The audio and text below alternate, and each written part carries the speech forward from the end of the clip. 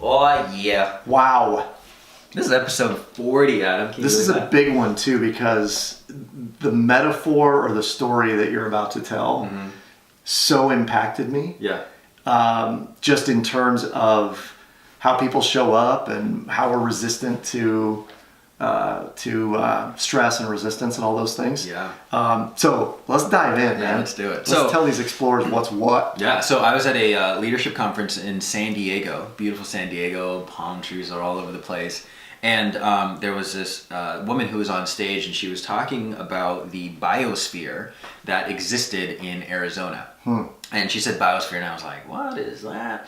But she goes on to say that this biosphere is essentially this big dome in Arizona that covered, I think, 30 acres. Wow. And in this biosphere, they had animals, plants, they had tropical rainforests, deserts, marshland, meadows, like all of this stuff. I was like, I really want to visit this place. Yes. Yeah, that's pretty cool. And this is to test the viability of living in such conditions. Living right? in Or to such create- conditions? Yeah. I think they actually did this study where, if we go to Blaze Pizza, how long does it take to make a pizza? Oh gosh, 7 minutes or 7 something? minutes, right? Yeah. They did a thing where they actually grew the grain to make the wheat and, make the cow big for the sausage and the goat for the cheese and all this stuff. She said it took 3 months to make a pizza. Oh my gosh. Yeah. So anyway, in this biosphere, they're doing a bunch of experiments, and one thing that was baffling the scientists was that the palm trees that were growing in this biosphere kept on dying. They would reach a certain height and then they would collapse and fall. And so the scientists were like, okay, maybe it's the soil, right? Maybe it's the water from the ocean or from the different bodies of water that are, not sufficient or sustaining it. And they checked it and ran their tests, and it was all good. So what they ended up discovering and finding out was what was missing for the palm trees to grow and live was the external resistance that was not there in the biosphere. What was missing was the wind. Interesting. Wind resistance.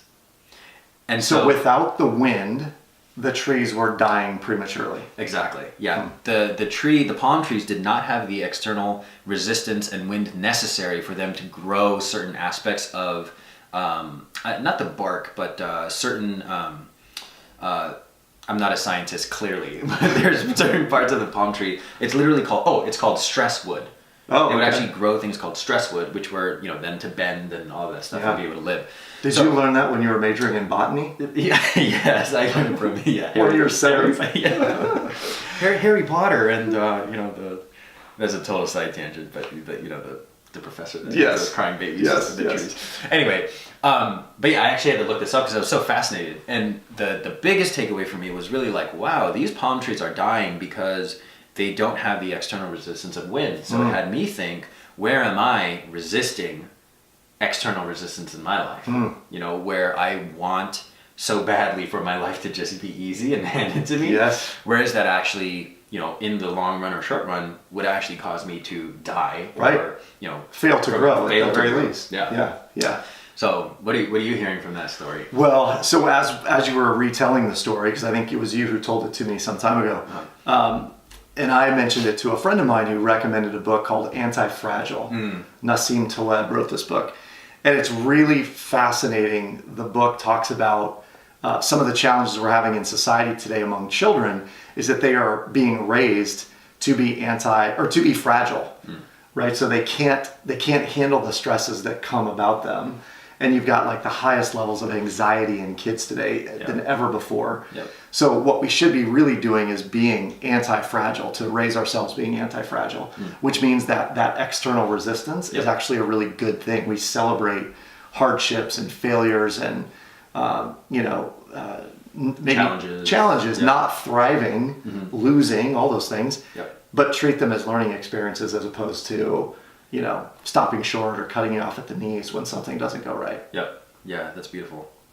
So yeah, it's very, very powerful, and particularly around money. I think there's a lot of people that I interact with, and the people that we speak to, they really wish their life was easier. In a previous episode, we talked about luck, right? Like they're so lucky, and if they shifted their mindset or context around all of the things that are happening, quote unquote, to them, and really shift it to, oh, all these things are happening for me, or it's really going to be able to build my character or resilience or determination in the future when I do get a job or whatever the case is. I mean, who knows what's possible? I mean, there are palm trees that are just super gorgeous to look at, you know, and it's because they went through a lot of challenges and wind and, uncertainty. Right. Well, and I'm reminded of when hurricanes go through Florida or in the tropics, and you see some of those palm trees look like they're almost completely bent over. Yeah. But they don't. You know, here in the Midwest, if you get a really heavy rain and a really heavy wind with the rain, the ground can become so saturated, trees will literally uproot. Nice. Part of the reason being, the root structure goes down, but it may not have to go down that far to get a lot of water. So they say when you're watering the lawn, as an example here in the Midwest, you should water it for long periods of time and then let all that water sink down and then not water it for a day or two. Oh. And so what happens is the roots start to grow down deeper and deeper, weathering the dry storm or what have you. Interesting. So it makes perfect sense that the more resistance there is, the deeper the root structure goes and the taller the tree is allowed to grow. Yeah. Oh, that's beautiful. So essentially we're saying embrace the failure, right? Like embrace the hardship and all of that stuff because it's a learning opportunity. Yeah. Embrace the challenges, and also just everything really is a gift if you choose to look at it that way. Yeah. It's a perfect segue into our next. Well, actually, the challenge to you is to really look at, one, where is it that you've been resisting resistance as access to really being stronger and being a bigger, better, more powerful, effective person. And two, really segueing into the conversation around debt. Because I know a lot of people my age and your age too, and people in general who just have debt, crippled by it, and are completely victim to it.